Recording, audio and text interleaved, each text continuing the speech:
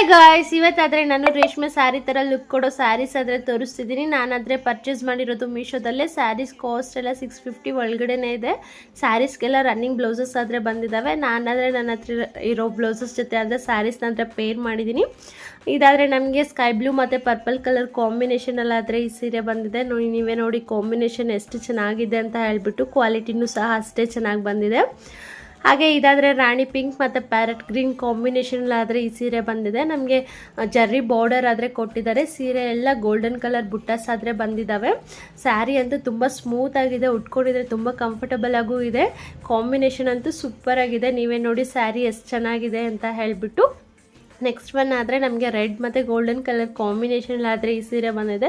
ಈ ಕಾಂಬಿನೇಷನ್ ಅಂತೂ ತುಂಬ ಚೆನ್ನಾಗಿ ಕೊಟ್ಟಿದ್ದಾರೆ. ನಮಗೆ ಶ್ರಾವಣ ಮಾಸ ಮತ್ತು ವರಲಕ್ಷ್ಮಿ ಹಬ್ಬ ಆದರೆ ಬರ್ತಿದೆ.